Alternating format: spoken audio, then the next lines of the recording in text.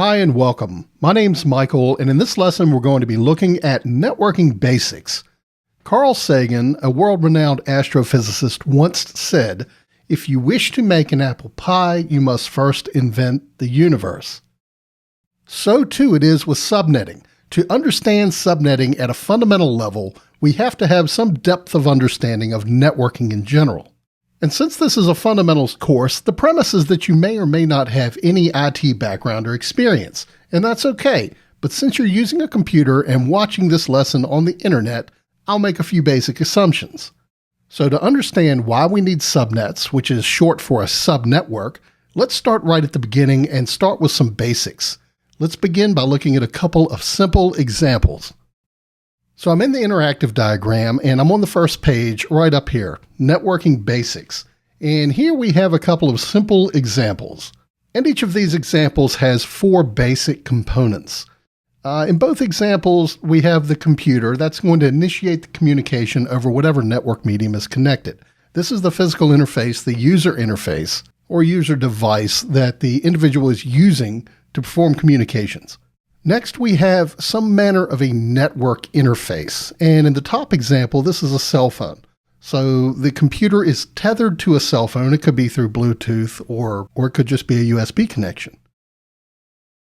That cell phone, in turn, is going to reach out and connect to a nearby cell tower for upstream connectivity, providing that connection to the ISP, or Internet Service Provider. This is what's going to grant the computer here at the far left the ability to connect to the Internet. So we have a more traditional example here at the bottom. Again, we're going to start with the computer. This is the user device. The network interface is going to be a network interface card, otherwise known as a NIC. This is a piece of hardware that sits within the computer that can then use some manner of network medium to send bits, usually over the wire if you plug in Ethernet, or it could be wireless. The NIC is going to make a connection to a router. Now there could be some semantics here. It could technically be a switch that then connects to a router. But to keep things simple, let's just say the switch and the router are the same thing. So your NIC is connected to your router, which is then connected upstream to your ISP. Now, you could have a cable modem here in the middle or something of that manner, but that nuance doesn't really matter in this example. And let's say we have a network address here of 192.168.1.0/24. And if this makes sense to you right now, great. If it doesn't, don't worry about it. We're going to cover that in great detail when we start talking about addressing and forward.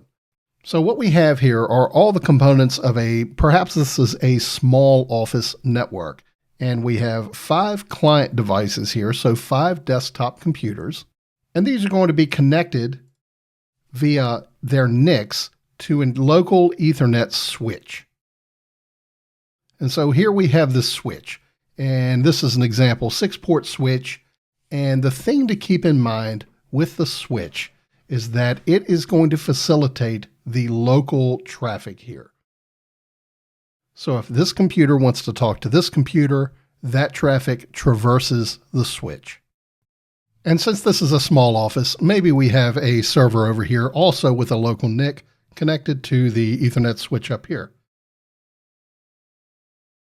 Now again, to reiterate, any inter-network traffic, so any traffic on the same network here, will only need to traverse the switch.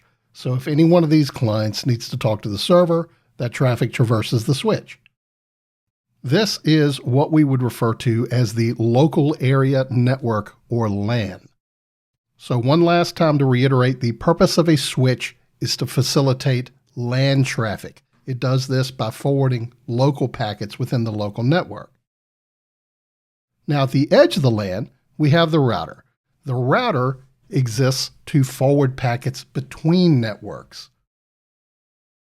So if any of these clients wants to access the internet or something outside of the LAN, the local area network, that traffic is going to traverse the router.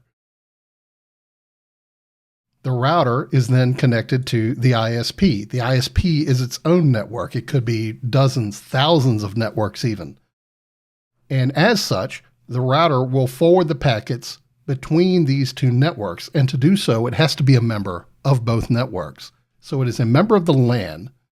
It will have a local address, and we'll cover that when we get to addressing over here. It'll have a local address on the LAN in this network, and it will have an address within the LAN of the ISP. And so this is just a pretty simple example of a local area network. Maybe it's a small business, maybe it's a home office or something like that, but this is pretty typical. Now, sometimes what you'll find is that routers can have a switch built into it.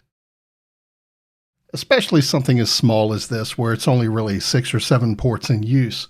It could be all one device, or all one physical device with 2 small devices inside of a larger housing. But it is important to recognize that switches facilitate local area network traffic and routers facilitate network-to-network traffic. So let's wrap up by taking a look at the components. Again, we have the network interface card. It is the hardware available to the computer, and it is what makes the connection to your local area network or LAN. We have the switch. The switch is the device that forwards packets between local nodes or within the local area network or LAN. It is what facilitates LAN communication. At the edge of the LAN and permitting us to communicate with networks outside of our own, we have the router. It forwards packets between networks and facilitates the communication between networks. And lastly, we have our ISP. Now keep in mind, the ISP is its own network. It may have tens of dozens of networks that then connect out to internet-based networks as well. And so the router is going to be a member of our local area network as well as the ISP or upstream provider's network. This wraps up an overview on networking basics. In the next lesson, we're going to start looking at how traffic moves through the network. And all of this is going to give us the context to build on as we get deeper and deeper into the nitty-gritty of subnetting itself. This lesson is now complete. Thanks for watching.